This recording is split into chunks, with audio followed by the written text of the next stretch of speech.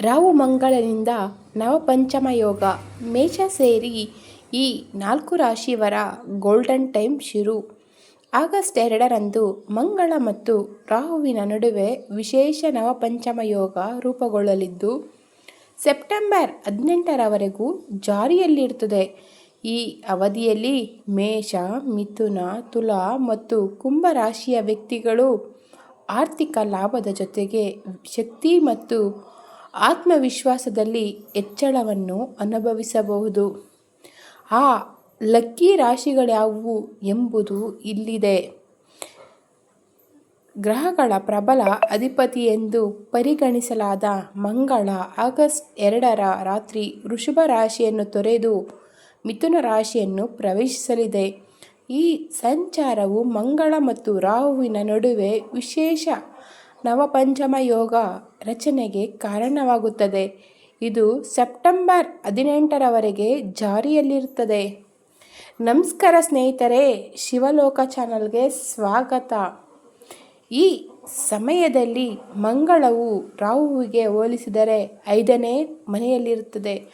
ಆದರೆ ರಾಹು ಮಂಗಳನಿಗೆ ಹೋಲಿಸಿದರೆ 9ನೇ ಮನೆಯಲ್ಲಿರುತ್ತಾನೆ. ಜ್ಯೋತಿಷ್ಯದಲ್ಲಿ ಈ ಜೋಡಣೆಯನ್ನು ಸಾಮಾನ್ಯವಾಗಿ ಶುಭವೆಂದು ಪರಿಗಣಿಸಲಾಗುತ್ತದೆ. ಪರಿಣಾಮವಾಗಿ ಎರಡನ್ನೂ ದುಷ್ಟ ಅಥವಾ ಉಗ್ರ ಗ್ರಹಗಳೆಂದು ಪರಿಗಣಿಸಲಾಗಿದ್ದರೂ ಮಂಗಳ ಮತ್ತು ರಾಹುವಿನ ಈ ನಿರ್ದಿಷ್ಟ ಸಂಯೋಜನೆಯು ಕೆಲವು ರಾಶಿಚಕ್ರ ಚಿಹ್ನೆಗಳಿಗೆ ಸಕಾರಾತ್ಮಕ ಫಲಿತಾಂಶಗಳನ್ನು ನೀಡುತ್ತದೆ.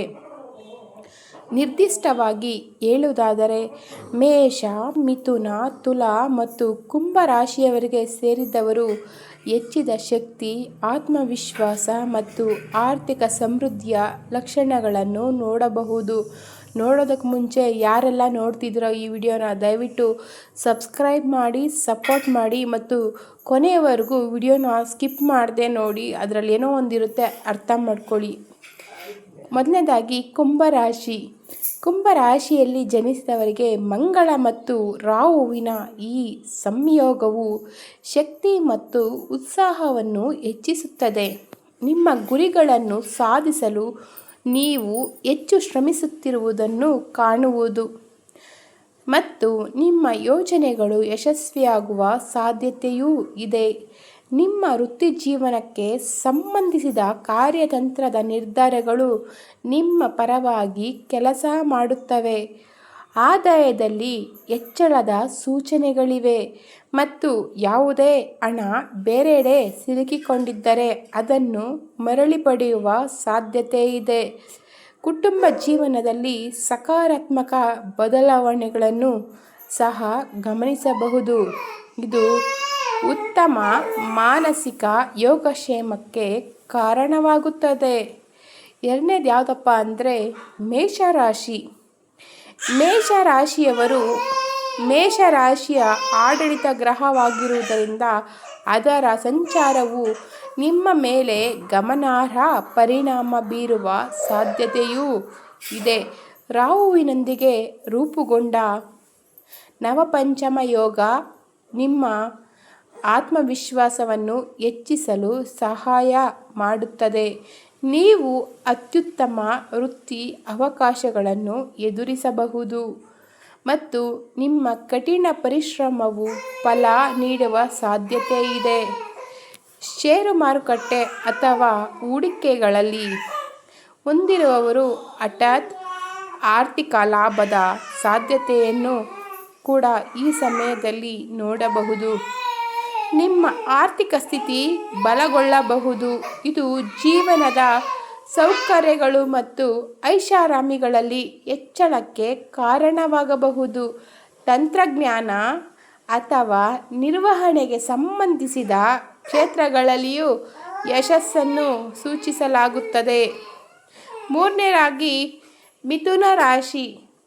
ಮಿಥುನ ರಾಶಿಗೆ ಮಂಗಳನ ಪ್ರವೇಶವು ನಿಮ್ಮ ಜೀವನದಲ್ಲಿ ಹೊಸ ಶಕ್ತಿಯ ಉಲ್ಬಣವನ್ನು ತರುತ್ತದೆ.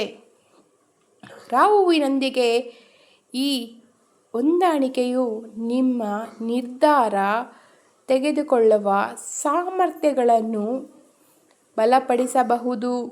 ಹಿಂದೆ ಸಿಲುಕಿಕೊಂಡಿದ್ದ ಹಣವನ್ನು ಈ ಮರುಪಡೆಯುವ ಸಾಧ್ಯತೆಯೂ ಇದೆ. ಇದು ನಿಮ್ಮ ಆರ್ಥಿಕ ಸ್ಥಿತಿಯನ್ನು ಸುಧಾರಿಸಬಹುದು. ಹೊಸ ವ್ಯವಹಾರವನ್ನು ಪ್ರಾರಂಭಿಸಲು ಯೋಜಿಸುತ್ತಿರುವವರಿಗೆ ಇದು ತುಂಬ ಒಳ್ಳೆಯ ಕಾಲ, ಅನುಕೂಲಕರ ಸಮಯವೂ ಹೌದು. ನೀವು ಆತ್ಮವಿಶ್ವಾಸದಿಂದ ಮುಂದುವರಿಯುತ್ತೀರಿ ಮತ್ತು ಹಿಂದಿನ ಅನುಭವಗಳನ್ನು ಬಳಸಿಕೊಂಡು ಉತ್ತಮ ನಿರ್ಧಾರಗಳನ್ನು ತೆಗೆದುಕೊಳ್ಳಲು ಸಾಧ್ಯವಾಗುತ್ತದೆ. 4ನೇದಾಗಿ ತುಲಾರಾಶಿ. ಯಾರೆಲ್ಲ ತುಲಾರಾಶಿಯವರು ನೋಡ್ತೀರೋ ದಯವಿಟ್ಟು ಒಂದು ಕಮೆಂಟ್ ಮಾಡಿ. ತುಲಾರಾಶಿಯವರಿಗೆ ಈ ಗ್ರಹಗಳ ಜೋಡಣೆಯು ಅದೃಷ್ಟದಲ್ಲಿ ಹೆಚ್ಚಳವನ್ನು ಸೂಚಿಸುತ್ತದೆ. ನಿರ್ದಿಷ್ಟವಾಗಿ IT ಮತ್ತು ತಾಂತ್ರಿಕ ಕ್ಷೇತ್ರಗಳಿಗೆ ಸಂಬಂಧಿಸಿದ ವ್ಯಕ್ತಿಗಳು ಅತ್ಯುತ್ತಮ ಅವಕಾಶಗಳನ್ನು ಪಡೆಯಬಹುದು.